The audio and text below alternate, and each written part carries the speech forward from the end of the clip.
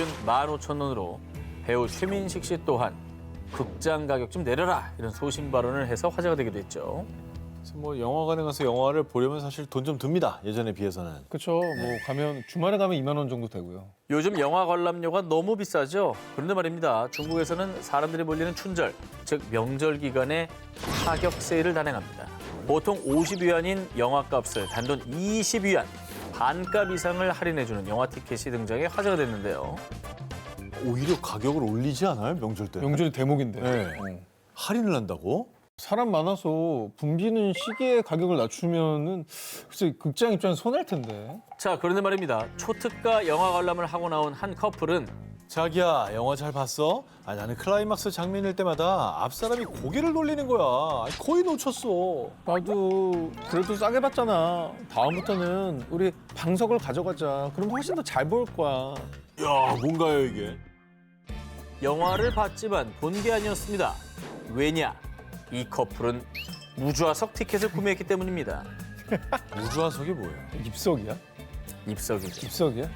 어? 그러니까 좌석 왜 입석을 판 거 아니야? 우주화석 티켓은 뭐지? 난 처음 들어봤네. 비상구 계단에 덩그러니 놓인 플라스틱 소형 좌석. 이 좌석에 앉아 영화 관람을 했기에 스크린을 제대로 볼 수가 없었습니다. 뭐 어쩌라는 거야? 기차 입석은 봤어도 영화관 입석이라니. 심지어 일부 극장에서는 무난방 좌석을 판매. 난방 시설이 없는 곳에서의 영화라. 여기가 영화관이야 남극이야. 값싼 가격이긴 했지만 실내 온도가 영하 14도라는 강추위를 버텨내며 영화를 볼 수밖에 없었다고 합니다. 야, 영화가 뭔 내용인지 어디- 모르겠는데요. 어디 뭐 하얼빈에서 문 열어놓고 영화를 틀었나? 영화 하얼빈 여기서 보면 재밌겠다. 진짜 하얼빈 느낌 날 거야. 제대로 된 4DX다. 그럼. 하얼빈 영화를 그렇지. 영하 14도에서 보면 화면의 추위를 그냥 느껴 우리가. 그럼. 그때 그 사람들이 얼마나 고생했는지를 알 수 있겠네요. 그렇지. 제대로 4DX네. 뭐 예를 들어 겨울왕국, 클리프 행어, 무조건 히말라야 이런 거 여기서 봐야지. 그렇지. 야 근데 너무 좀 돈 벌려고 네. 너무 좀 욕심산하게 했다. 그래도 계단은- 좌석은 있는 데를 팔아야지. 원래 팔면 안 되는 자리인데 저렇게 넣은 거죠. 그렇죠. 그 사람들이 그래서 그러고서 반값에 파는 거지. 품절이니까. 중국 영화관에 펼쳐진 진풍경. 아 글쎄, 진짜로 무좌석의 문안방 영화관이 있었습니다.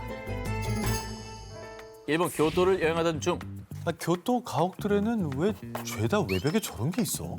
특이한 구조물을 발견한 분들 계실 겁니다. 사선형으로 뻗쳐 있는 이것. 두 분은 뭔지 아시겠습니까? 몰라요? 뭐 이걸 몰라요? 벽에다 뭐 세워놨네? 왜 생각했어요? 저는 처음에 뭐 빗물 생각했는데 첨화한 거 따로 있잖아. 당연하죠. 첨화가 있는데 빗물을 빗물을 저렇게 할 이유가 흘릴 없죠. 이유가 없죠. 어. 저는 혹시 지진 방지 뭐 이런 건가 생각했거든요. 지진을 저렇게 방지할 수 있나요? 잘 모르지만 뭔가 기술이 있다면. 잘 모르시는 것 같습니다. 자, 저기 뭐겠습니까? 교토에만 있다고요? 교토에만 유독 많아요. 진짜 뭔가 진짜 아예 모르겠다. 아예 모르겠다. 알면 할수록 어렵고 특유의 문화가 참 많은 곳이 교토 아니겠습니까? 그 어디에도 없지만 교토 곳곳에 민가에서 볼 수 있는 이누라야이. 이누라야이? 이누라야이. 이누는 강아지인데? 이누 개죠. 개들이 저기서 오줌 싸. 그걸 막으려고 하는구나. 약간 그 정답! 진짜로? 주술적인 건가? 틀렸습니다. 아 이게 정답이 나왔군요. 나무를 가로 세로로 엮어두른 이누라야이. 문자 그대로의 뜻은 개가 접근하지 못하도록 한다라는 의미입니다. 개가 여기저기 소변을 보면 목재벽이 부식될 수 있고요. 또 지붕에서 떨어지는 빗물이 나무벽에 튀어 썩으면 안 되니까 이를 방지하기 위해 만든 구조물인 겁니다. 와, 진짜로? 와. 개가 얼마나 많고 소변을 얼마나 봤으면 저런 정도. 봐봐, 개가 한 다리를 들고 싼다고 생각해봐. 그렇죠? 지한테 다 튀어, 저 자세면. 아, 그래서 저기다 싸기 그렇죠. 싫구나. 아 이제 입사각 반사각을 이용해서. 그렇죠, 정확히 정면으로 지 배에 튀어요. 옛날부터 저기는 개를 정말 많이 키웠나 보네요. 그런데 말입니다. 겉과 속이 다른 교토식 화법, 그 말의 의도를 도대체 알기 어렵듯이 이 구조물도 마찬가지였습니다. 이 이누라야이에 대해 교토 사람들조차 명확히 답해주지 않아서요. 대체 이 용도가 무엇일까? 추측만이 쏟아지고 있는 겁니다. 그래서 추론컨대 집의 안팎을 구분하기 위해서라는 의미도 있고요. 비 피하려고 잠시 서 있을 수 있는데 서 있으면 시끄러우니까 집 앞에 사람들 못 서도록 했다는 얘기부터 와복하다. 도둑이 집 안으로 못 들어오도록 혹은 밀담을 엿들을까 만들었다는 얘기까지. 그러니까 어떤 이유에서든 일종의 교토식 방어막이라 볼 수 있는 거죠. 야, 이게 뭐를 위한 방어인지도 모르겠지만 아무튼 그렇다는 거죠. 진짜 속 모르는 사람들이 교토 사람은 맞는가? 그렇지. 예. 교토에서만 볼 수 있는 독특한 구조물 이누라야이를 발견한다면 여전히 궁금할 겁니다. 그래서 진짜 용도가 뭐냐고요. 네, 막내인 저한테 맛있는 것 좀 사주실 때가 된 것 같습니다. 아, 그러게요. 큰 건 필요 없어요. 네, 대게 한 마리씩. 되게 크지 않나요? 소개로 하겠습니다. 그 대게가 아닌 건 정말 알죠. 밴댕이 소갈딱지가 큰 대자 아닌 건 알죠. 대나무 대자입니다. 그냥 넘어가요. 아, 쏠게요. 아 진짜? 예. 네. 대게 크리피 하겠습니다. 게맛살? 너무 맛있어. 그거 진짜 맛있어. 게처럼 쪄 먹으면 더 맛있어. 저는 평범한 대게는 안 되고요. 더도 말고 덜도 말고 딱 요 대게 한번 검토해 보시기 바랍니다. 뭐야 이게? 저놈입니다. 저거 사주시면 돼요. 저놈? 한 마리. 근데 쟤를 왜 사달라는 거야? 쟤 맛있어? 예? 아 그러니까 사줄 거냐고 말 거냐고. 안 사. 진짜. 되게 비쌀 것 같아. 뭐 우리가 보기에는 평범한 대게일 수도 있겠지만 어허. 아주 스페셜한 놈입니다. 일본 도토리 현에서 열린 한 경매에 나왔던 이 대게는요. 무려 500만 원. 현재 시세로 4,700만 원 정도에 낙찰됐다고 합니다. 근데 왜 4,700을 해? 낙찰이 됐다면서요. 근데 뭐 4,700만 원 너무 비싼 거 아니야? 게 한 마리. 우리나라 중형차 값이잖아요. 그러니까 뭐 빈말이라도 좀 사준다고 얘기를 좀 하든가. 빈말이요? 사겠습니다. 사겠습니다. 두 기자님의 반응처럼 아마 많은 분들이 아 뭐 대게가 그렇게 비싸 말도 안 돼 하면서 믿지 못하시겠지만요. 이 대게는요 2019년 11월 7일 일본 도토리에서 열린 한 경매에 나왔던 수컷 대게인데요. 길이 13.5cm 이상, 무게는 1.2kg 이상. 도토리의 퀄리티 좋은 대게들에게만 주어지는 이츠키의 별이라는 칭호를 받았고요. 쉽게 표현해 드리면 별 5개짜리 대게.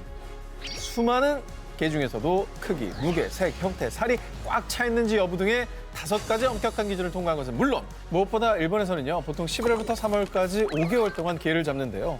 게 낚시 시즌의 첫날인 11월 6일에 첫 번째로 잡은 가장 좋은 게를 사는 게 아주 큰 의미를 가져서요. 이 모든 조건을 충족했던 이 대게야말로 가치가 아주 높다고 여겨졌던 겁니다. 그래서 해당 대게는 실제로 대게 한 마리 중 최고가를 갱신하며 기네스 대게 기록을 세우기까지 했다고 합니다. 와. 대게가 비싼 편이죠. 게 그렇죠. 중에는. 최고 등호를 받았다. 그러면은 상지에서도 한 30만 원 넘죠 한 마리에. 근데 지금 저 정도면 몸통 빼고 한 다리 하나에 한 300씩 받는 거 아니에요? 근데 누가 저 가격에 저걸 사요? 낙찰자는요 한 어업 도매업체 대표 테츠지 하마시타. 제가 얼마 전에 도쿄에서 레스토랑을 열었는데요.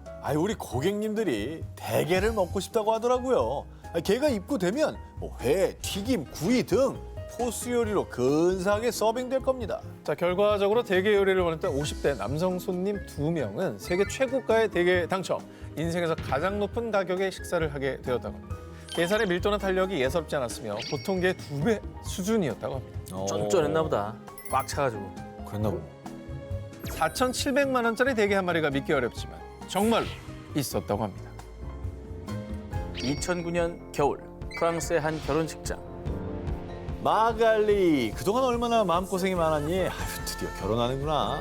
정말 축하해. 꼭 2배, 3배로 행복해야 해. 우여곡절 끝에 드디어 결혼에 꼴이 난 신부 마갈리. 그녀가 그토록 기대하고 고대했던 결혼식 현장을 공개하겠습니다. 사진이고 약간 슬픈 표정인데. 남편이 설마 전사했거나. 저도 그 생각이 났어요. 둘이 결혼을 약속했는데 전쟁터에 가서 전사하고 그렇지만 잊지 못해서 이제 결혼식을 하는 그런 건가요? 그런 거 아닐까요? 자, 이 결혼식은 평범한 결혼식이 아닌 찐 사랑의 결말, 사후 결혼식 현장이었던 겁니다. 사후 결혼은 일반적으로 두 사람이 사망한 후에 결혼식을 올리거나 한쪽이 이미 사망한 상태에서 결혼을 성사시키는 행위를 의미하는데요. 그런데 영화 속에서나 볼 법한 사후 결혼이 프랑스에서는 민법 제171조의 근거, 합법이라는 사실 알고 계셨나요? 이게 어떻게 합법입니까? 정말 진짜 이해 안 되는 법이네. 찐사랑이라고요. 진짜. 찐사랑. 결혼하지 못한 미혼 남녀 뭐 가족들이 모여서 그런 식으로 하는 경우는 있잖아요. 아니, 그건 얼마든지 이해합니다. 근데 법으로 할 일은 아니라는 거지. 근데 지금 사진을 보면 한 분은 좀 돌아가신 게 확실한데 한 분은 또 생존해 계시는 분이잖아요. 이게 법적으로까지 인정된다는 건 조금 놀랍네. 그렇죠. 프랑스에서 사후 결혼식이 합법화된 이유 1959년 말파 셋댐 붕괴 사건으로 421명이 사망하는 사건이 발생. 당시 임신 중에 약혼자를 잃은 한 여성의 간청으로 드골 전 대통령의 주도하에 제정된 걸로 알려져 있습니다. 사례 속 신부 마갈리 역시 결혼식을 이틀 앞두고 예비 신랑이 갑작스러운 사고로 사망하는 바람에 1년여 동안 혼자서 준비, 사후 결혼식을 치르게 된 겁니다. 아, 근데 사연은 진짜 안타깝네요. 가슴 아프다. 저런 사연을 듣고도 법적으로는 절대 안 된다. 법적으로는 안 됩니다. 그러니까 다들 이렇게 하려고 하면 혼란이 너무 많아질 것 같긴 하거든. 당연하죠. 이게 유산 문제나 이런 것 때문에 악용될 소지가 분명히 있기 때문에. 물론 사후 결혼을 위해서는 생전에 사망한 배우자가 결혼할 의사가 있었다는 증거가 필요하고요. 그렇지. 이를 기반으로 프랑스 대통령의 특별 허가를 받아야 가능합니다. 아, 어렵네요. 그러니까 대통령 대통령의 허가 이거는 뭐 쉬운 건 아닌 거잖아요. 아, 그렇죠. 아주 특별한 예외 사항을 만들었네요. 프랑스에서는 사후 결혼을 해도 금전적 혜택은 전혀 없습니다. 다시 말해서 사후 결혼은 온전한 사랑과 결속의 행위란 점이죠. 이런 까다로운 조건과 금전적 혜택이 없음에도 불구하고 프랑스에서는 매년 수십 건의 사후 결혼이 이루어지고 있다고 합니다. 야, 매년 대통령이 수십 건씩 저걸 승인하는 거예요? 그렇죠. 적지 않네 진짜. 믿기 힘든 프랑스의 합법적 시스템 사후 결혼. 죽음도 막을 수 없는 찐사랑의 힘이 아닐까 싶습니다.